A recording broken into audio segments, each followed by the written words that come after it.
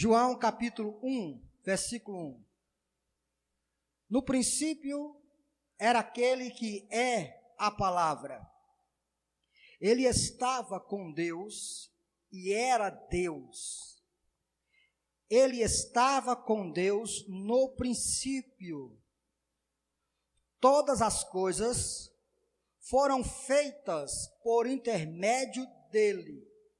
Sem ele, nada do que existe teria sido. Nele estava a vida, e esta era a luz dos homens. A luz brilha nas trevas, e as trevas não a derrotaram.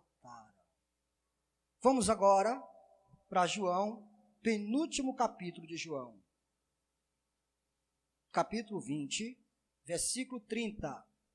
Jesus realizou na presença dos seus discípulos muitos outros sinais milagrosos que não estão registrados neste livro, mas estes foram escritos para que vocês creiam que Jesus é o Cristo, o Filho de Deus, e crendo, tenham vida em seu nome. O que eu quero trazer com um versículo, texto, um capítulo que se inicia dando a ideia da divindade do Senhor Jesus. Perceba a ideia que os evangelistas querem passar, o propósito a qual lhes leva a escrever cada um dos seus evangelhos. Se você for minucioso, tiver uma ideia ampla dos evangelhos e de como eles começam a tratar a respeito de Jesus, você perceberá, por exemplo, que Mateus, ele inicia-se mostrando que Jesus Cristo é da descendência de José, de Jacó, de Abraão, antes Davi, Abraão, e até chegar a Adão. Qual é a ideia que Mateus quer passar? A ideia da humanidade do Senhor Jesus Cristo. Mateus resolve escrever seu evangelho trazendo para aqueles que irão ler que o nosso Redentor, ele é homem. Ele não é apenas Deus. Ele é homem, de fato, de verdade, ele é homem. Isso também acontece com Lucas. Há um propósito específico em cada um dos evangelhos. E quando nós não percebemos isso, nós acabamos perdendo um pouco do significado e do propósito a qual cada um dos evangelhos estão propondo sua escritura. Perceba que João dá mais ênfase à natureza divina do Senhor Jesus Cristo. É isso que João se propõe a passar. Por isso que ele inicia o seu evangelho dizendo que no princípio era o verbo. E o verbo que ele estava dizendo era Jesus. E o verbo estava com Deus. E o verbo era Deus. E você percebe que ele começa a discorrer a respeito disso, mostrando a divindade de Jesus.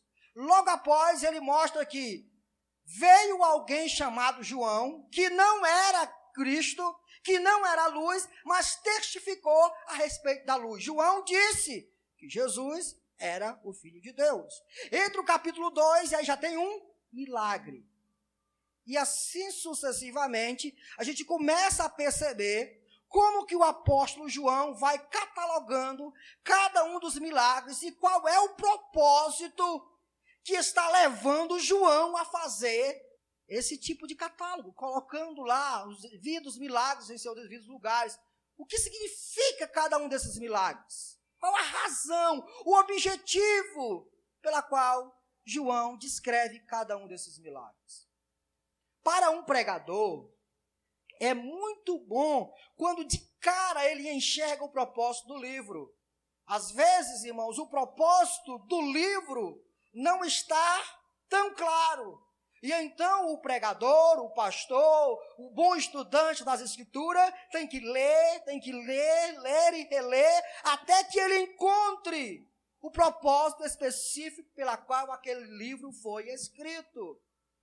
Mas é tão bom, tão gostoso, quando de cara a gente não tem nenhum esforço, e o próprio autor do livro se propõe a dizer qual foi o propósito pela qual ele escreveu aquele livro.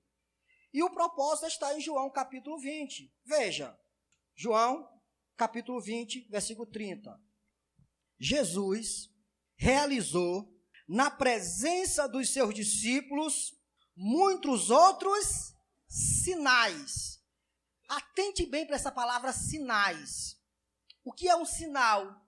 O que é um sinal, irmãos? O que representa um sinal? É a evidência mostrando alguma coisa que irá acontecer. Sinal, um semáforo. Nós estamos vendo a luz verde. O que é que o sinal está indicando? Você deve e pode passar. Se você vê no sinal a luz amarela, o que é que o sinal está indicando? Para você ter atenção, porque vai se fechar. Sua liberdade de passar vai se findar ali. E quando o sinal dá vermelho, você não pode passar. Sinal, apontando para alguma coisa. João diz, Jesus realizou na presença dos seus discípulos muitos sinais milagrosos. Os milagres que Jesus realizavam, todos eles eram sinais. Jesus não curava apenas por curar. Não, eu quero curar hoje, aí curava. Havia algo que didático em cada uma das curas do Senhor Jesus Cristo. Perceba, quando você perde isso de vista, você não consegue entender o propósito das Escrituras. E você fica tateando no escuro sem entender o propósito pela qual tudo isso foi escrito. Veja que João continua dizendo, muitos outros sinais milagrosos que não estão registrados neste livro. Mas estes foram escritos. Que estes, irmãos? Todos os sinais que estão aonde? No Evangelho de João. Estes sinais que eu cataloguei, que eu coloquei cada um em disposições, coloquei cada um em seu devido lugar, indicando a vocês alguma coisa. Para que isso foi registrado? Por que eu escrevi o Evangelho de João? E ele diz, foi escrito para que vocês creiam. A finalidade do Evangelho de João é trazer fé ao indivíduo que ainda não tinha. Essa é a finalidade. E veja, a continuação diz que Jesus é o Cristo, o Filho de Deus.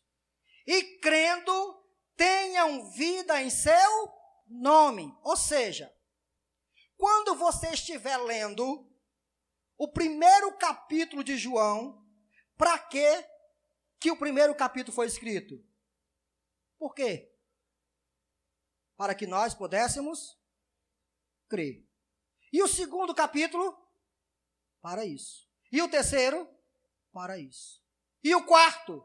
Para isso. E o quinto? Para isso. Mas pastor, não tem nada para mim não. Não, tudo que está escrito com um propósito específico. Sinais para revelar a divindade de Jesus, para que todos aqueles que crescem em Jesus tivessem vida no Senhor Jesus Cristo.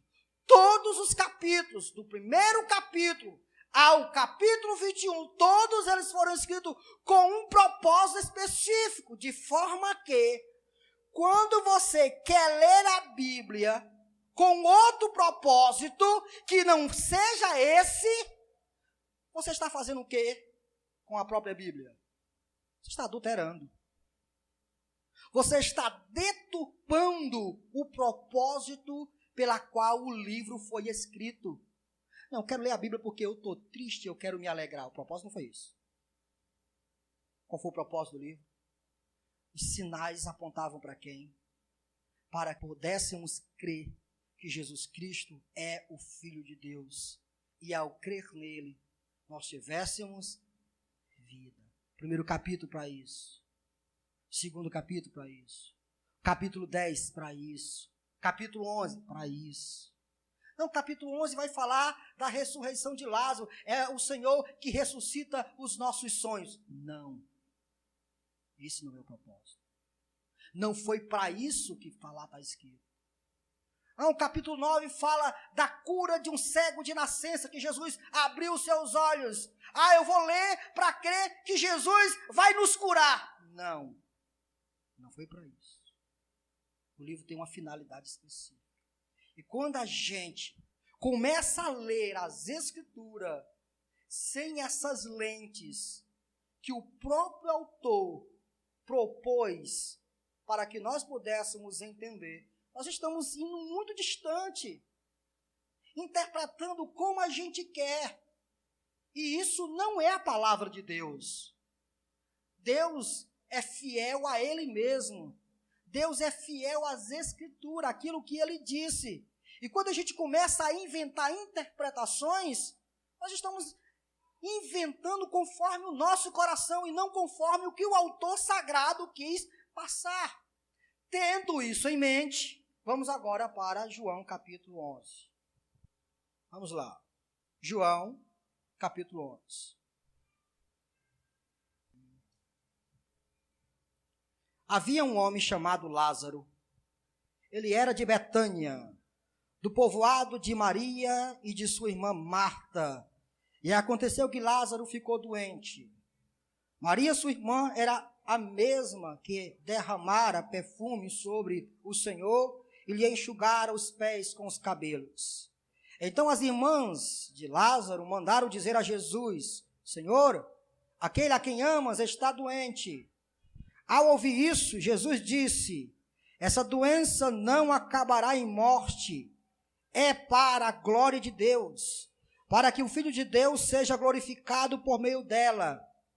Jesus amava Marta, a irmã dele, e Lázaro. No entanto, quando ouviu falar que Lázaro estava doente, ficou mais 2 dias onde estava.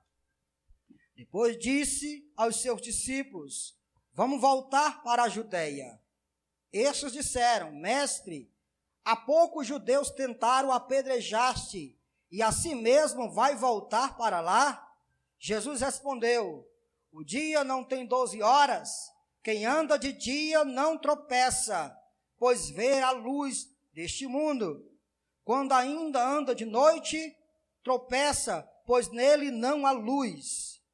Depois de dizer isso, prosseguiu dizendo-lhes: nosso amigo Lázaro adormeceu, mas vou até lá para acordá-lo. Seus discípulos responderam: Senhor, se ele dorme, vai melhorar. Jesus tinha falado de sua morte, mas os seus discípulos pensaram que ele estava falando simplesmente do sono. Então lhes disse claramente: Lázaro morreu, e para o bem de vocês eu estou contente por não ter estado lá, para que vocês creiam, mas vamos até ele. Então Tomé, chamado Dídimo, disse aos outros discípulos: vamos também, para que morremos com ele. Ao chegar, Jesus verificou que Lázaro já estava no sepulcro havia 4 dias. Betânia distava cerca de 3 quilômetros de Jerusalém, e muitos judeus tinham ido visitar Marta e Maria para confortá-las pela perda do irmão. Quando Marta ouviu que Jesus estava chegando, foi encontrá-lo, mas Maria ficou em casa. Disse Marta a Jesus: Senhor, se estivesses aqui, meu irmão não teria morrido. Mas sei que, mesmo agora, Deus te dará tudo o que pedires. Disse-lhe Jesus: o seu irmão vai ressuscitar. Marta respondeu: eu sei que ele vai ressuscitar na ressurreição do último dia. Disse-lhe Jesus: eu sou a ressurreição e a vida. Aquele que crê em mim, ainda que morra, viverá. E quem vive e crer em mim, não morrerá eternamente. Você crê nisso? Ela respondeu: sim, Senhor, eu tenho crido que tu és o Cristo, o Filho de Deus, que devia vir ao mundo. E depois de dizer isso, foi para casa, e chamando à parte Maria, disse-lhe: o mestre está aqui, e está chamando você. Ao ouvir isso, Maria levantou-se depressa, e foi ao encontro dele. Jesus ainda não tinha entrado no povoado, mas estava no lugar onde Marta o encontrara. Quando notaram que ela se levantou depressa e saiu, os judeus que a estavam confortando em casa seguiram-na, supondo que ela ia ao sepulcro para ali chorar. Chegando ao lugar onde Jesus estava e vendo, Maria prostrou-se aos seus pés e disse: Senhor, se estivesses aqui, meu irmão não teria morrido. Ao ver chorando Maria e os judeus que o acompanhavam, Jesus agitou-se no espírito e perturbou-se. Onde o colocaram? Perguntou ele. Vem e vê, Senhor. Responderam eles. Jesus chorou. Então os judeus disseram: vejam como ele amava. Mas alguns deles disseram: ele, que abriu os olhos do cego, não poderia ter impedido que este homem morresse? Jesus, outra vez, profundamente comovido, foi até o sepulcro. Era uma gruta com uma pedra colocada à entrada. Tire a pedra, disse ele. Disse Marta, irmã do morto: Senhor, ele já cheira mal, pois já faz 4 dias. Disse-lhe Jesus: não lhe falei que, se você cresce, veria a glória de Deus? Então tiraram a pedra. Jesus olhou para cima e disse: Pai, eu te agradeço, porque me ouviste. Eu sei que sempre me ouves, mas disse isso por causa do povo que está aqui, para que creia que tu me enviaste. Depois de dizer isso, Jesus bradou em alta voz: Lázaro, vem para fora. O morto saiu, com as mãos e os pés envolvidos em faixas de linho e o rosto envolvido no pano. Disse-lhe Jesus: tirem as faixas deles e deixem-no ir. Vamos orar. Pai, obrigado por esses 3 textos que foram lidos. Primeiro capítulo, capítulo 20 e o capítulo 11. Diante de nós está uma perspectiva da tua glória, Senhor. Nós queremos meditar na realidade das Escrituras essa noite. Te pedimos para que o Senhor nos conduza ao que de fato João estava se propondo a passar. Nos ajuda, Senhor, a andar na mesma linha que o apóstolo. Nos ajuda a entender o que o apóstolo quis transmitir aos seus primeiros leitores e a todos aqueles que iriam crer em Jesus. Que nós possamos não nos desviar para a direita ou para a esquerda, mas sempre estar na fidelidade da tua palavra. Aquece o nosso coração ao expor esse texto, aplica-o nas nossas vidas, alegra-nos, renovando a nossa esperança de uma vida eterna, Senhor. É o que eu te peço, em nome de Jesus. Amém. Tendo lido isso, irmãos, a gente começa a perceber que a ressurreição de Lázaro não foi o último milagre de Jesus antes da cruz. Jesus realizou outros milagres antes de ir à cruz, antes de entregar a sua vida aos seus algozes. Mas certamente esse texto, o texto de João capítulo 11, esse sinal aqui posto por João, foi um dos maiores sinais que chamou a atenção dos inimigos de Cristo. Você vai perceber isso a partir dos textos finais do capítulo 11, que logo após que Jesus realiza esse milagre, os que não creram em Jesus começaram a armar estratégia para prender Jesus e para matar Jesus. Ou seja, o milagre foi o estupim para que Jesus fosse levado à cruz. O apóstolo João escolheu esse milagre como o 7º da série registrada em seu livro. Você vai ver Jesus transformando água em vinho. Você vai ver no capítulo 5, por exemplo, Jesus curando um coxo lá no tanque de Betesda. Você vai ver em outros textos milagres acontecendo no Evangelho de João. Esse é o 7º milagre registrado aqui. A gente percebe isso claramente, o propósito, um sinal como este não poderia ser negado nem ignorado pelos líderes judeus. Jesus já tinha ressuscitado, por exemplo, a filho da viúva de Naim. Jesus já havia ressuscitado, por exemplo, a filha de Jairo. 2 ressurreições já havia acontecido na agenda de Jesus. Mas nenhuma dessas ressurreições tiveram tanto impacto como essa de Lázaro. Jesus quer transmitir um sinal.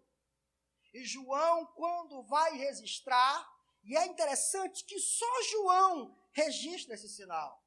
Nem Mateus registra, nem Marcos registra, nem Lucas registra. Mas João, quando vai catalogar propositadamente cada um dos sinais, e eu vou pincelar aqui o propósito de cada um dos sinais para vocês, ele coloca, por exemplo, no capítulo 11, a ressurreição de Lázaro. João jamais poderia deixar de fora esse milagre. A partir daqui, Jesus irá ser perseguido. Ao ler isso aqui, eu tenho que colocar vocês dentro do contexto para que vocês entendam. Do versículo 1 ao versículo 16, você verá o relato da enfermidade de Lázaro. As irmãs de Lázaro enviam um recado, uma mensagem para Jesus, dizendo que seu amigo, a quem Jesus amava, estava doente. Logo após, o que acontece é que Lázaro morre. E Jesus tem uma conversa com os seus discípulos. A primeira conversa, Jesus diz, Lázaro está dormindo. Jesus sabia que ele estava morto. Mas os discípulos entenderam que era um sono, como nós temos. Depois Jesus vai dizer, Lázaro de fato morreu. E é então que os discípulos irão entender o que de fato aconteceu com Lázaro. Do versículo 17 ao versículo 37, você vai começar a perceber a chegada de Jesus com seus discípulos na aldeia de Betânia. E há um alvoroço, porque ali está acontecendo um velório. E o que acontece é que quando Marta percebe que Jesus entra na aldeia, ela corre ao encontro de Jesus. E tem um diálogo lá gostoso com Jesus dizendo, se o Senhor estivesse aqui, meu irmão não teria morrido. E Jesus começa a consolar o coração dela, dizendo, olha Marta, teu irmão vai ressuscitar. E ela vai dizer algumas palavras, dizendo, eu sei, Senhor, que o meu irmão irá ressuscitar na ressurreição do último dia. Esse é o episódio que nós estamos vendo. Eu estou querendo inserir vocês dentro do contexto. Do versículo 38 ao versículo 44, você se encontrará com o milagre em si, onde Jesus Cristo, diante do sepulcro, ordena que as pessoas removam a pedra do sepulcro, e então Jesus chama pelo nome de Lázaro, e inevitavelmente, eficazmente, Lázaro sai do túmulo. Lázaro retorna à vida. É um milagre aqui. Do versículo 38 ao versículo 44, é isso que você vai ver. Do versículo 45 ao versículo 57, você perceberá os resultados do milagre. E é interessante isso, porque isso é o evangelho. Os resultados do milagre. O que vai acontecer? Alguns irão crer, alguns irão perceber que aquele sinal apontava para a realidade de que aquele homem era o Messias e era Deus, irão crer em Jesus e irão seguir o Senhor Jesus. Outros irão sair e irão começar a conspiração para prender Jesus e matar o Senhor Jesus. Veja, uma bifurcação aí. Uma multidão de pessoas enxergam a mesma coisa, o mesmo milagre, mas alguns creem e outros não. Estou colocando vocês dentro desse contexto, para que vocês entendam isso aí. Vamos agora para o versículo 4, que agora a gente vai entrar e tentar trazer uma mensagem central desse texto. Ao versículo 4. Olha só o que diz o evangelista João. Ao ouvir isso, Jesus disse, essa doença não acabará em morte. É para a glória de Deus, para que o Filho de Deus seja glorificado por meio dela. Perceba que João inicia o seu evangelho dizendo: no princípio era o Verbo, e o Verbo estava com Deus, e o Verbo era Deus. Qual a tese? Mostrar que Jesus é Deus. João termina o seu evangelho mostrando o propósito e a finalidade do seu livro. Todos esses sinais foram escritos para que vocês crescem que Jesus é Deus e, crendo nele, vocês pudessem ter vida eterna. Ou seja, dentro desse escopo, dentro desta realidade, qual o propósito do capítulo 11 de João? É ser pregado para que os nossos sonhos sejam ressuscitados? Não, definitivamente não. Segundo João, o propósito do capítulo 11 é revelar a glória do Filho. É mostrar que Ele é Deus. Esse é o propósito desse texto. Veja que nesse versículo, Jesus interpela os seus discípulos dizendo: a doença a qual Lázaro foi acometido não é uma doença para a morte. A doença que ele tem é para a glória de Deus. Para quê? Para que o Filho de Deus seja glorificado por meio dela. Ao receber a notícia, Jesus poderia se apressar e ir ao encontro de Lázaro, curá-lo, porém Jesus não faz. Jesus recebe a notícia, versículo 3 vai dizer isso, versículo 3 e versículo 2. Jesus recebe a notícia e diz: deixa ele lá. E ele fica mais 2 dias. Mas Jesus não vai ao encontro de Lázaro. Ou mesmo, irmãos, Jesus poderia curá-lo de longe. Jesus poderia fazer isso? Vocês se lembram que Jesus fez isso? Jesus curou um dos servos do centurião assim. Foi o que o centurião disse: Senhor, eu não sou digno de que o Senhor entre na minha casa, mas diz só uma palavra, porque eu também sou homem sujeito à autoridade. E eu digo isso para uma pessoa e ele vai. E eu digo assim e ele vem. E se o Senhor disser uma palavra, o meu servo será curado. E Jesus, na distância, muito distante daquele rapaz, proferiu: vai, que o teu servo será curado. E de longe, o servo do centurião foi curado. Jesus estava distante de Betânia. De lá, Jesus poderia curar Lázaro. Mas Jesus fez isso? Não. Por que Jesus não fez isso? Por que ele não faz isso? Lázaro não é alguém que ele ama. Lázaro não é alguém que é achegado a Jesus. E o texto vai dizer, João refere-se a Lázaro como alguém a qual Jesus amava, a qual Jesus tinha amor por ele. Mas Jesus não faz isso. Jesus nem se apressa a ir curá-lo. E Jesus não diz nenhuma palavra para que Lázaro seja curado. Jesus espera que Lázaro morra.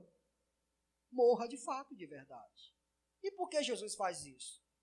A resposta que Jesus deu indica que ele estava olhando para além da morte. Jesus não quis dizer que Lázaro não iria morrer, mas Jesus quis dizer que a morte não seria o resultado final da doença. O resultado final da doença era o quê? A glória de Deus. Esse era o resultado. É isso que Jesus disse. Essa doença não é para a morte. Essa enfermidade é para que o Filho do Homem seja glorificado. É interessante como Jesus está preocupado com glória, irmãos. E é interessante como João trabalha isso. Se você não é meticuloso, se você não é um estudante da Bíblia perspicaz, você não irá conseguir entender cada uma dessas palavras que propositadamente João vai registrando em seu livro. João faz isso propositadamente. Jesus está preocupadíssimo com a glória dele e do seu Pai. Veja, vamos lá. João capítulo 1, versículo 14. aquele que é a palavra tornou-se carne e viveu entre nós. Vimos a sua glória como do unigênito, vindo do Pai, cheio de graça e de... Veja que glória é uma palavra registrada por João muitíssimamente.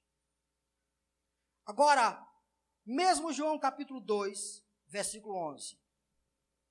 João capítulo 2, versículo 11. Jesus transforma água em vinho. E olha o que João diz no versículo 11. Este sinal milagroso em Caná da Galileia foi o primeiro que Jesus realizou. Revelou assim a sua glória. A preocupação de Jesus lá com a morte de Lázaro era com a sua glória. E João é perspicaz nisso, é inteligente. Ele vai pincelando cada uma dessas palavras. E em cada um dos milagres ele vai colocando essa palavra. Capítulo 5, versículo 41. Já mostrei para vocês duas expressões dessa palavra. Capítulo 5, versículo 41 diz: eu não aceito glória dos homens. Agora o versículo 44. Como vocês podem crer se aceito glória um dos outros, mas não procuram a glória que vem do Deus único? Outra expressão de glória. João capítulo 7, versículo 18. Perceba essas palavras que estão no vocabulário de João. João capítulo 7, versículo 18. Aquele que fala por si mesmo busca a sua própria glória, mas aquele que busca a glória de quem o enviou, este é verdadeiro, não há nada de falso a seu respeito. João capítulo 8, versículo 50. Vamos chegar lá. 8, versículo 50. Não estou buscando glória para mim mesmo, mas há quem busque e julgue. Asseguro-lhes que se alguém obedecer a minha palavra, jamais verá a morte. Versículo 54. Respondeu Jesus: se glorifico a mim mesmo, a minha glória nada significa. Meu Pai, que vocês dizem ser o seu Deus, é quem me glorifica. João capítulo 11, versículo 40. João capítulo 11, versículo 40. Disse-lhe Jesus: não lhes falei que se vocês crescem, veria o quê? A glória de Deus. João 12, 41. Vamos ler o versículo 37. Mesmo depois que Jesus fez todos aqueles sinais milagrosos, não creram nele. Isso aconteceu para se cumprir a palavra do profeta Isaías, que disse: Senhor, quem creu em nossa mensagem e a quem foi revelado o braço do Senhor? Por esta razão, eles não podiam crer, porque, como disse Isaías no outro lugar, cegou os seus olhos e endureceu-lhes o coração, para que não vejam com os olhos, nem entendam com o coração, nem se convertam e os cure. 41. Isaías disse isso, porque viu a glória de Jesus e falou sobre... Olha o que João diz. Isaías disse isso, porque viu o quê? Quando foi que Isaías viu a glória de Jesus? Quando foi? A realidade da humanidade de Jesus passa a existir a partir da onde? Do Novo Testamento. E Isaías é um profeta do Antigo Testamento. Mas João está dizendo que quando Isaías disse isso, ele estava falando da glória de Jesus. E quando foi que Isaías viu alguma glória, irmãos? Vocês se lembram de Isaías capítulo 6? Quando Isaías vai dizer que no ano em que morreu o rei Uzias, eu vi o Senhor assentado sobre o alto e sublime trono, e a orla das suas vestes cobria o templo, e o templo fumaçava, serafins voavam de um lado para o outro, eles tinham 6 asas, 2 cobriam os rostos, 2 cobriam os pés, com 2 voavam, e eles cantavam diretamente: santo, santo, santo é o Senhor dos exércitos, e a terra está cheia da sua. João está dizendo que Isaías estava falando da glória de Jesus. Por isso que Jesus está preocupado com a sua glória. Por isso que Jesus evidencia o milagre da ressurreição de Lázaro, porque a ressurreição de Lázaro vai simplesmente dar uma ênfase na glória de Jesus. O sinal da ressurreição de Lázaro irá apontar para a realidade de que aquele homem, de fato, era o Senhor da glória, a qual Isaías havia profetizado. Era o rei que estava sentado sobre um alto e sublime trono. Era o rei que se esvaziou de sua glória, e segundo João, ele tabernaculou entre nós, ele viveu entre nós, e João vai dizer: vimos a sua glória, glória como a do unigênito do Pai. A realidade da ressurreição de Lázaro é para que a glória de Jesus fosse manifestado, é para que a glória do Pai fosse manifestado. Não é milagre por milagre. Milagre por milagre chama o Chico Xavier, qualquer outro. Jesus não é um mero curandeiro. É isso que João quer passar, a realidade. O sinal miraculoso aponta para a glória de alguém, a realidade da glória de Jesus. Essa ressurreição iria levar alguns que estavam ali a crer, a colocar sua confiança de que aquele indivíduo de fato é Deus. Você não precisa mais de nada para crer nisso. Por quê? Já está registrado. Você já tem registro na Bíblia.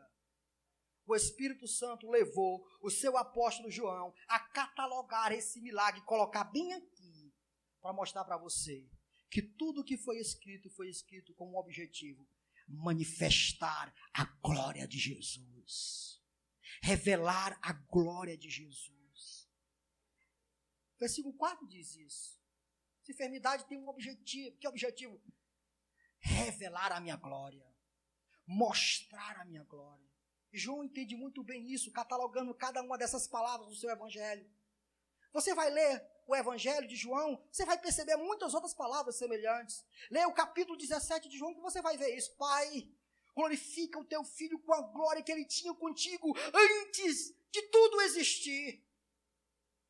Você vai ver muitas outras expressões como essa. João está profundamente preocupado em revelar a glória do Filho de Deus, a glória de Jesus Cristo. Essa é a mensagem deste capítulo, a glória de Jesus, a qual muitos de nós, na ênfase, na ânsia de querer trazer algo para a nossa vida, ressuscitar nossos sonhos, trazer objetivo para nós esquecemos, abandonamos isso. E caímos no humanismo, e colocamos nossos objetivos no centro, e esquecemos qual foi de fato o propósito pela qual João escreveu o capítulo 11. Revelar a glória do Filho de Deus. Por isso que nós cantamos, e nós nos reunimos aqui neste local, no dia de hoje, para cantarmos a sua glória, para enaltecermos a sua glória. É para isso. Essa é a mensagem central desse texto. E um versículo central, eu vou terminar com isso. Veja, irmãos, versículo 25 e 26. Eu quero dividir isso com vocês, estudando o Evangelho de João. Eu consegui perceber isso aqui. Perceba comigo. Versículo 25 e 26. Qual o propósito do Evangelho de João? Revelar a glória do Filho de Deus, para que ao revelar as pessoas crescem e crendo tivesse vida no Senhor Jesus Cristo. Qual o propósito do capítulo 11 de João e da ressurreição de Lázaro? Revelar a glória do Filho de Deus, para que ao ser revelada as pessoas crescem e crendo tivesse vida eterna. Mas qual é o versículo chave nesse capítulo? 25 e 26. Olha o que Jesus diz. Disse-lhe Jesus: eu sou a ressurreição e a vida. Aquele que crê em mim, ainda que morra, viverá. E quem vive e crê em mim, não morrerá eternamente. Você crê nisso? Interessante que o ensino que Jesus está trazendo para os seus discípulos, para Marta, para Maria, para aqueles que iriam crer nele. É interessante como Jesus aproveita a oportunidade da morte de Lázaro para ensinar a respeito dele mesmo e de quem ele é. O ensino essencial de toda essa história está contido nesses 2 versículos. Aqui segue outro grande eu sou. Se você ler o Evangelho de João, você verá 7 vezes Jesus Cristo pronunciando essa expressão, eu sou. 7 vezes. Vamos comigo? Vamos lá. João capítulo 6, versículo 35. Acontece a multiplicações dos pães. João capítulo 6, versículo 35. Aí Jesus diz assim, ó. Então Jesus declarou, eu sou o pão da vida. Aquele que vem a mim nunca terá fome. Aquele que crê em mim nunca terá. Eu sou o pão da vida. Para que Jesus multiplica os pães? Porque eu quero. Não é porque ele quer simplesmente. Ele quer dizer alguma coisa. E o que ele quer dizer? Que ele é o pão da vida. E quando Jesus está falando sobre o pão da vida, irmãos, isso traz uma ideia do Antigo Testamento. Quando o pão era estendido sobre a mesa e o sumo sacerdote comia e participava daquilo. Jesus agora está trazendo essa realidade para ele, dizendo, eu sou o pão da vida. Jesus multiplica pães, Jesus faz um milagre. Mas não é milagre por milagre, ele quer trazer uma mensagem, uma ideia. E essa ideia é a que nós devemos abraçar, pegar. Não é um milagre que nós devemos abraçar.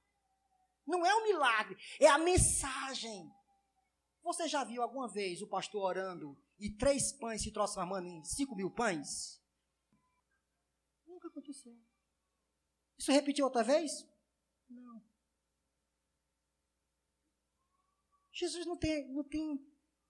não há necessidade de Jesus repetir esse milagre, porque ele repete, ele fez uma vez e deu uma mensagem. Que mensagem? E é essa mensagem que nós temos que agarrá-la. Que mensagem? Ele é o pão da vida. João 8 e 12. Leia comigo, João. Capítulo 8, versículo 12. Nós temos nessa realidade a festa das cabanas, onde as pessoas saíam de suas casas, armavam suas tendas no lugar, e normalmente ficava escuro, tudo ficava escuro, e eles ficavam à plena luz do dia. Era a festa das cabanas.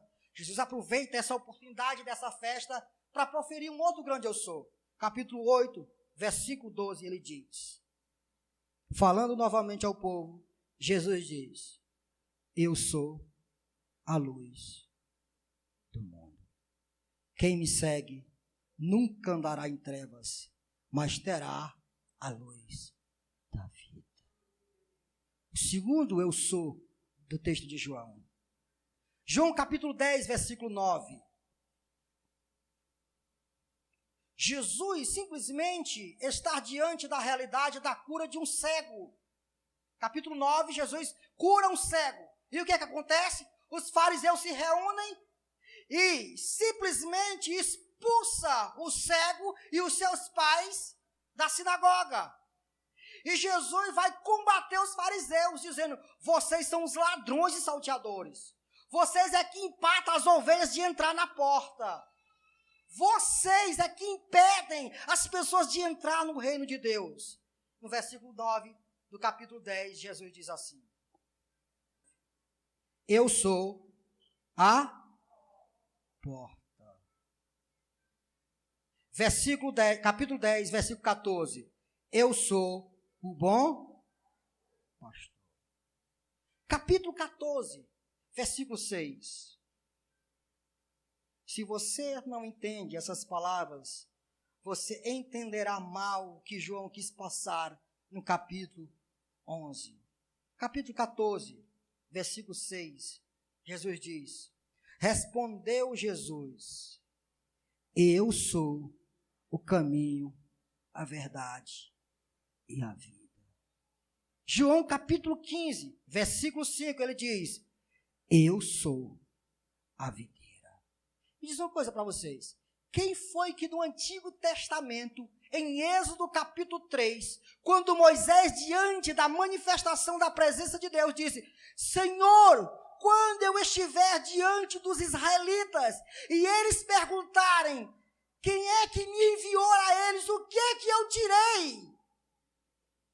E Deus diz o quê? Você dirá que o eu sou enviou você. É interessante como João começa a catalogar a realidade da glória do Filho de Deus, e ele começa a catalogar também a realidade das expressões do grande eu sou no seu evangelho. E a gente perde isso, essa história tão linda, tão bela do Filho de Deus por causa de um milagre. O milagre é fichinha diante desta verdade que ele quer passar. Que verdade? Ele é a ressurreição e a vida. E aquele que crê nele, ainda que esteja morto, viverá.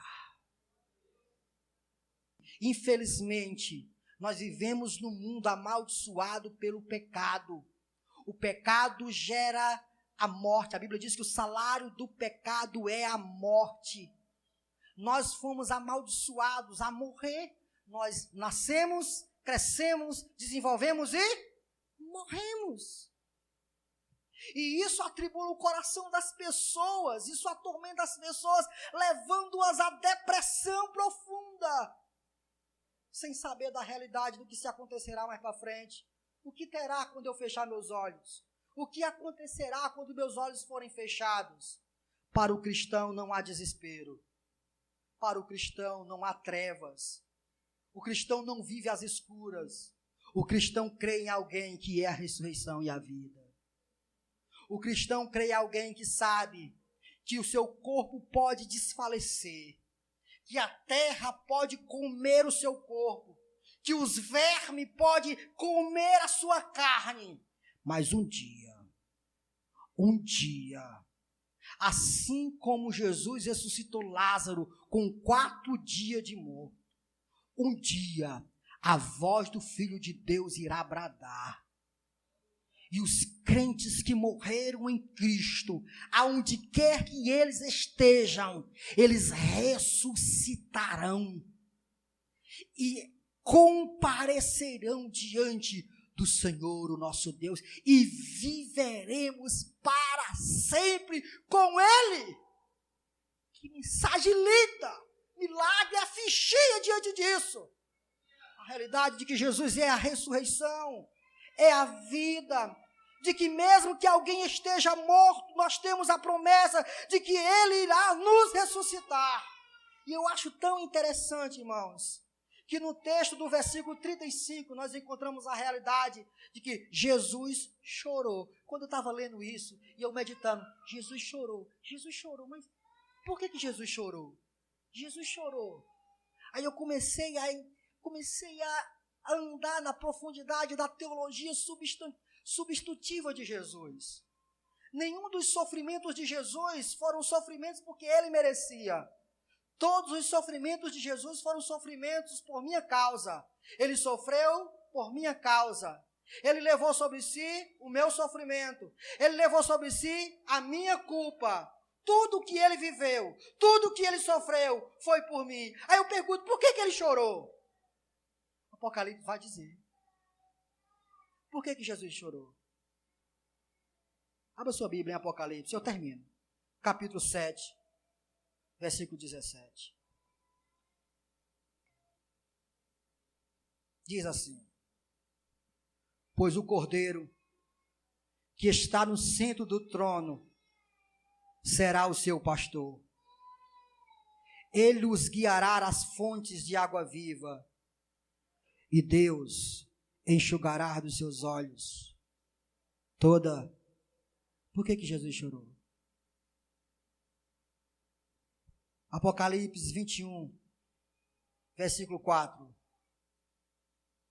Ele enxugará dos seus olhos toda lágrima. Não haverá mais morte, porque ele já... Não haverá mais morte por quê, irmãos? Porque ele já morreu. Ele levou a minha morte. Não haverá mais tristeza, por quê? Ele já sofreu profunda tristeza. Não haverá mais choro, por quê? Ele já chorou por mim. Chegará um dia, irmãos. Que texto lindo, aleluia. Chegará um dia que os que estão mortos levantarão do seu túmulo, comparecerão diante do Senhor. E todas essas realidades do presente passarão. Viveremos numa nova terra e novos céus. E a promessa desse texto é que Jesus é a glória do Pai revelada. E ao ser revelada, todos aqueles que creem nele nunca morrerão. A realidade de que nós estaremos para sempre com o Senhor. E de que hoje talvez nós choramos. Mas um dia, o próprio Deus, imagina aí, irmãos, o barulho do trem. O próprio Deus enxugará de nossos olhos todas as nossas lágrimas. É porque as nossas lágrimas são boas? Não! É porque as lágrimas de Jesus eram boas. Por isso ele chorou. Feche seus olhos. Oh Deus, nós queremos desfrutar desta realidade que é o Senhor Jesus, a glória do Pai. O texto de Hebreus diz que ele é a imagem expressa do Deus vivo. O mesmo disse que quem o vê, vê o Pai. Te agradecemos porque o nosso Redentor é Deus. O nosso Redentor é alguém que tem o poder sobre a morte. O nosso Senhor é alguém que morreu, mas ressuscitou como a primícias do que dormem. Como que nos dizendo, eu comecei a obra da ressurreição e todos os que creem em mim um dia ressuscitarão. Por isso, Senhor, nós entendemos que este mundo está carregado de doença, que os teus filhos, muitos deles, morrem de todas as enfermidades possíveis. Mas um dia, todos os teus filhos irão ressuscitar. Todos os teus filhos irão se levantar do pó, do sepulcro, porque o Senhor é a ressurreição e a vida.